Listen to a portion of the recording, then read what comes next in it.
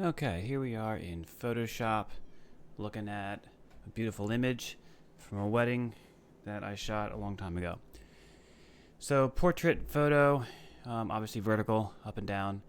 People love the shot. The family wants a copy of it. But the grandmother says she wants an 8x10 landscape. She wants this photo to be wide to fit on her wall. Maybe she doesn't want maybe she wants a 16x20. But she wants it to be wide format, so landscape, left and right, not a portrait, not a vertical image. What do you do? Well, in the past, I'd be like, well, that can't happen. Or I would say, yeah, we can offer that service, and let's go ahead and Photoshop and grab some of these greens around here, these trees, branches, and kind of copy and paste them and clone them and slowly make this into a wider 16:9 aspect ratio or something. Into a wider image. Or we could use the new AI generative expand technology. You select the crop tool and it shows the crop is set here to the dimensions of the photo. We say, well, I want to make it nice and wide for the grandmother. And down here we got this little prompt. What would you like to generate? Well, we're all familiar with AI these days. You can type in crazy stuff, hamburgers, clowns. But let's be useful here with the technology and say, well, looking at the surroundings, trees, green, garden, forest. And it starts to generate.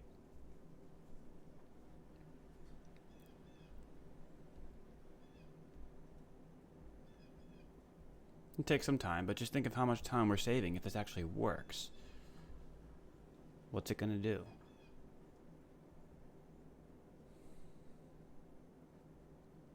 Oh my gosh. So here they are. It looks like it studied and replicated some of the imagery here, but it's not a mirror image. It's not like it just copied the left and right. It looks like there's some branches here in the focus realm, some branches back here in the out of focus realm. We got 3 variations. We could choose this. We could choose that. Oh, that's more forest-like. That's probably the least likely. But I think that's also because this is a final image that has a lot of vignetting going on.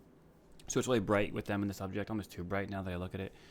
But the dark edges, I think the AI is studying the edges of the frame and replicating that, so they really do kind of stand out, which could be correctable if we really wanted to put them in a forest.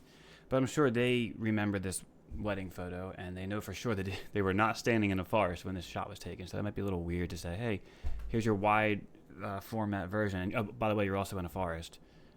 Like, no, what the heck's going on here? But this, I mean, they stood in front of a weeping willow tree that was pretty large. This looks pretty close between these two. But yeah, I said it's usable. Solution. What did it take? Under 5 minutes. Not bad at all.